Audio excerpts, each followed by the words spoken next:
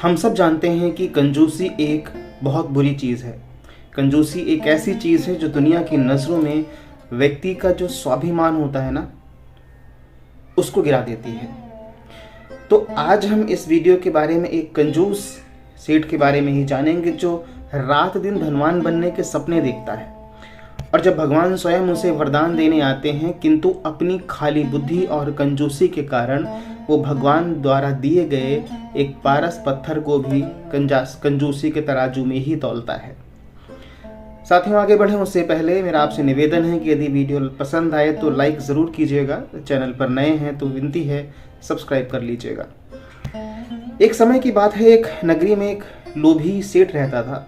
वैसे तो आप नाम से समझ ही गए होंगे, लोभी इतनी की चमड़ी चली जाए पर उसकी दमड़ी ना जाए। मुंजी ऐसा था, धूप सर्दी कुछ नहीं देखता, बस भाग दौड़ केवल धन के लिए करता रहता था। उसके दिमाग में बस एक ही बात बैठी हुई थी, किसी तरह बहुत बड़ा धनवान बनूं। शाम सवेरे रात दिन बस हाय धन करता रहता था। दुकान में तराजू के पलड़े, चमड़े के तराजू की दाढ़ी, लकड़ी की और बाट दूसरे दुकानदारों से उधार मांग कर रखे थे। अपना एक पैसा खर्च नहीं करना चाहता था। मंदिर में जाकर रोज दिया जलाता और कहता, हे शंकर भोले, तू तो बड़ा दयालु, मुझे एक बार धनवान। ऐसे ही काफी दिन बीत गए तो एक दिन माता पार्वती शंकर जी से कहती हैं कि हे नाथ, इस लोभी सेठ को देखो, रात दिन हाय धन करता रहता है। प्रभु, मेरे कहने से आप इसको एक बार धनवान बनने का अवसर दे दीजिए, आपकी बड़ी कृपा होगी। शंकर जी बोले, पार्वती तुम बड़ी भोली हो। इस लोभी लाल को अगर मैंने धनवान बना दिया तो ये दीपक जलाना भी छोड़ देगा। लेकिन माता पार्वती के बार बार जिद करने पर शंकर जी ने कहा, तो ठीक है, मैं इसको एक अवसर दूंगा, आगे इसकी किस्मत। भोले शंकर एक महात्मा का भेष बनाकर लोभी लाल के पास आ जाते हैं और कहते हैं, हे सेठ, मैं एक महात्मा हूँ, बहुत दूर से पैदल चल कर आ रहा हूँ। मैं तीर्थ व्रत करने जा रहा हूँ। मेरे पास पारस पत्थर है, इसको आप जमा कर लो, मैं 6 महीने में वापस आऊँगा तो मुझे लौटा देना। सेठ जी अत्यधिक प्रसन्न होकर बोले, ठीक है, मैं 6 महीने में आपको लौटा दूंगा। महात्मा बोले, नहीं सेठ जी, पहले मेरी एक शर्त है, उसे स्वीकार करो। सेठ बोला, कैसी शर्त? महात्मा बोले, पहली शर्त, आप अपने बही खाते में आज की तारीख लिखो और आने वाली 6 महीने की तारीख लिखो जिस तारीख को मैं आऊँगा। उस दिन पारस पत्थर मुझे देना होगा, कोई बहाना नहीं चलेगा। 6 महीने बाद आपके पास 1 मिनट का भी समय नहीं छोड़ूंगा। सेठ ने कहा, ठीक है, आप यकीन रखिए, मैं आपको आते ही दे दूंगा। इतनी बात करके महात्मा चले गए।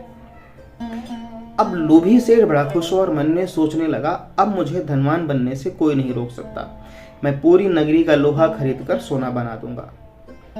दूसरे दिन सुबह सेठ जी बाजार गए और लोहे का मोल भाव करने लगे। लेकिन ये क्या, कल तक जिस लोहे का मूल्य 8 आना सेर था वो आज 2 रुपये सेर हो गया। लोभी सेठ दूसरी दुकान पर गया, वहां 2.5 रुपये सेर बताया। इसी तरह वो हर दुकान पर पूछता रहा और महंगा सुनकर आगे चलता गया। इस तरह वो पूरा दिन बाजार में घूमता रहा, लेकिन लोहा नहीं खरीद पाया क्योंकि लोहे का भाव उसे बहुत ज्यादा लग रहा था। आखिर शाम हो गई तो सेठ ने सोचा, कल सस्ता हो जाएगा तब खरीदेंगे, सोचकर वो घर चला गया। अगले दिन सेठ फिर बाजार गया और लोहे का भाव पूछने लगा। पूछते ही जैसे उसे करंट लगा, क्योंकि आज लोहे का भाव 3.5 रुपये सेर था।